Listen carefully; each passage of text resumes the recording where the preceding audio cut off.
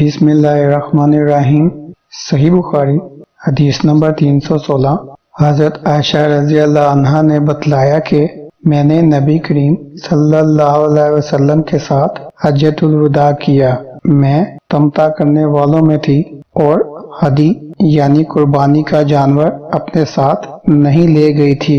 حضرت عائشہ رضی اللہ عنہا نے اپنے متعلق بتایا کہ پھر وہ حائضہ ہو گئیں اور عرفہ کی رات آ گئی اور ابھی تک وہ پاک نہیں ہوئی تھیں، اس لیے انہوں نے رسول اللہ صلی اللہ علیہ وسلم سے کہا کہ حضور آج عرفہ کی رات ہے اور میں عمرہ کی نیت کر چکی تھی۔ رسول اللہ صلی اللہ علیہ وسلم نے فرمایا کہ اپنے سر کو کھول ڈال اور کنگھا کر اور عمرہ کو چھوڑ دے۔ میں نے ایسا ہی کیا، پھر میں نے حج پورا کیا اور لیلۃ الحصبہ میں عبد الرحمن بن ابو بکر کو حضور صلی اللہ علیہ وسلم نے حکم دیا وہ مجھے اس عمرہ کے بدلہ میں جس کی نیت میں نے کی تھی تنعیم سے دوسرا عمرہ کرا لائے۔ بسم اللہ الرحمن الرحیم۔ صحیح بخاری حدیث نمبر 317۔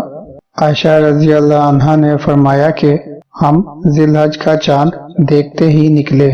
رسول کریم صلی اللہ علیہ وسلم نے فرمایا کہ جس کا دل چاہے تو اسے عمرہ کا احرام باندھ لینا چاہیے، کیونکہ اگر میں ہدی ساتھ نہ لاتا تو میں بھی عمرہ کا احرام باندھتا۔ اس پر بعض صحابہ نے عمرہ کا احرام باندھا اور بعض نے حج کا۔ میں بھی ان لوگوں میں سے تھی جنہوں نے عمرہ کا احرام باندھا تھا، مگر عرفہ کا دن آ گیا اور میں حیض کی حالت میں تھی۔ میں نے نبی کریم صلی اللہ علیہ وسلم سے اس کے متعلق شکایت کی تو آپ صلی اللہ علیہ وسلم نے فرمایا کہ عمرہ چھوڑ اور اپنا سر کھول اور کنگھا کر اور حج کا احرام باندھ لے۔ میں نے ایسا ہی کیا، یہاں تک کہ جب حصبہ کی رات آئی تو رسول اللہ صلی اللہ علیہ وسلم نے میرے ساتھ میرے بھائی عبد الرحمن بن ابی بکر کو بھیجا۔ میں تنعیم میں گئی اور وہاں سے اپنے عمرہ کے بدلے دوسرے عمرہ کا احرام باندھا۔ حشام نے کہا کہ ان میں سے کسی بات کی وجہ سے بھی نہ ہدی واجب ہوئی اور نہ روزہ اور نہ صدقہ۔ تنعیم حد حرم سے قریب 3 میل دور ایک مقام کا نام ہے۔ بسم اللہ الرحمن الرحیم۔ صحیح بخاری حدیث نمبر 318۔ انس بن مالک رضی اللہ عنہ سے وہ نبی کریم صلی اللہ علیہ وسلم سے کہ آپ صلی اللہ علیہ وسلم نے فرمایا کہ رحم مادر میں اللہ تعالیٰ نے ایک فرشتہ مقرر کیا ہے، وہ کہتا ہے کہ اے رب اب یہ نطفہ ہے، اے رب اب یہ علقہ ہو گیا ہے، اے رب اب یہ مضغہ ہو گیا ہے۔ پھر جب خدا چاہتا ہے کہ اس کی خلقت پوری کرے تو کہتا ہے کہ مذکر یا مؤنث، بدبخت ہے یا نیک بخت، روزی کتنی مقدر ہے اور عمر کتنی۔ بس ماں کے پیٹ ہی میں یہ تمام باتیں فرشتہ لکھ دیتا ہے۔ بسم اللہ الرحمن الرحیم۔ صحیح بخاری حدیث نمبر 319۔ عروہ بن زبیر سے انہوں نے عائشہ رضی اللہ عنہا سے انہوں نے کہا ہم نبی کریم صلی اللہ علیہ وسلم کے ساتھ حجۃ الوداع کے سفر میں نکلے۔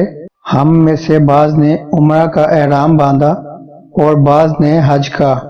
پھر ہم مکہ آئے اور حضرت صلی اللہ علیہ وسلم نے فرمایا کہ جس نے عمرہ کا احرام باندھا ہو اور ہدی ساتھ نہ لایا ہو تو وہ حلال ہو جائے، اور جس نے عمرہ کا احرام باندھا ہو اور وہ ہدی بھی ساتھ لایا ہو تو وہ ہدی کی قربانی سے پہلے حلال نہ ہوگا، اور جس نے حج کا احرام باندھا ہو تو اسے حج پورا کرنا چاہیے۔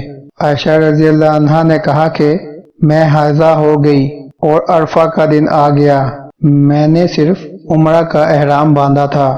مجھے نبی کریم صلی اللہ علیہ وسلم نے حکم دیا کہ میں اپنا سر کھول لوں، کنگھا کر لوں اور حج کا احرام باندھ لوں اور عمرہ چھوڑ دوں۔ میں نے ایسا ہی کیا اور اپنا حج پورا کر لیا۔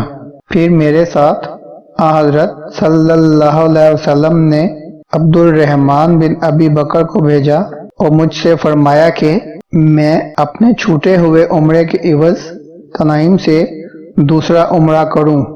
بسم اللہ الرحمن الرحیم۔ صحیح بخاری حدیث نمبر 320 حضرت عائشہ رضی اللہ عنہا سے کہ فاطمہ بنت ابی حبیش کو استحاضہ کا خون آیا کرتا تھا، تو انہوں نے نبی کریم صلی اللہ علیہ وسلم سے اس کے متعلق پوچھا۔